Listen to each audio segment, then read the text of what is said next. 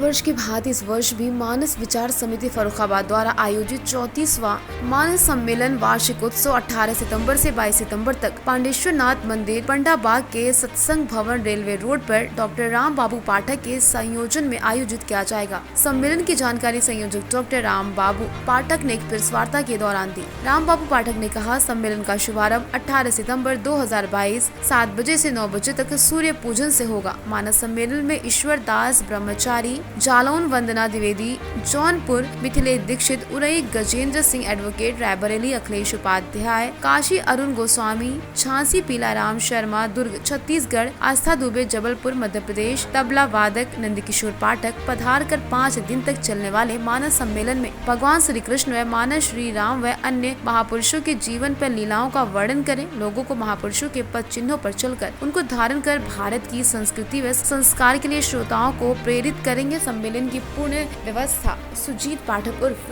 बंटू संभालेंगे। ये आपका चौथा मानस सम्मेलन? 34वां मानस सम्मेलन। अच्छा, ये 33 वर्ष से आप सम्मेलन कर रहे हैं। हाँ, वो इसलिए कह रहे हैं कि हमारे जो महापुरुष थे, वो चाहे राम हो या श्री कृष्ण भगवान हो, महापुरुषों के पद चिन्हों पर जनता चले और जागरूक हो। लेकिन मैंने देखा है कि जहाँ नाच गाना होता है वहाँ तो जनता खूब आती है, लेकिन आपके सम्मेलन में या कहीं कथा भागवत होती है, वहाँ जो है श्रोताओं की संख्या बिल्कुल 0 रहती है। हाँ, बढ़िया है।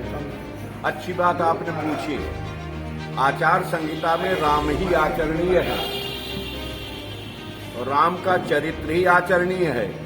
राम राज्य की कल्पना राम के एक पत्नी व्रत धर्म के कारण ही की गई कि व्यक्ति एक ही पत्नी रख सकता है, और राम राज्य की कल्पना की गई। राम ने घर छोड़ के वन में जाकर के दलितों का, ऋषियों मुनियों का और देवताओं का उद्धार किया। इसलिए रामचरितमानस ही हमारे जीवन को शिक्षा देने का सर्वश्रेष्ठ आधार है। 33 वर्ष की जो आपने बात कही, ये यात्रा सच पूछे उस वर्ष हमने मानस सम्मेलन प्रारंभ किया जिस वर्ष पंडाबाग में शिला पूजन हुआ था राम मंदिर के। उस वर्ष से एक हमारा सम्मेलन अविरल गति से, वो था 30 सितंबर 1989। यहीं पे जहां हाल बना हुआ है, यहाँ कुछ नहीं था उस समय शिला पूजन हुआ। तो राम कथा, रामचरित जो है व्यक्ति को जीवन में चलने की शिक्षा देता है। हमारे जब पैदा हुए हैं तो हमारे कुछ जीवन मूल्य हैं।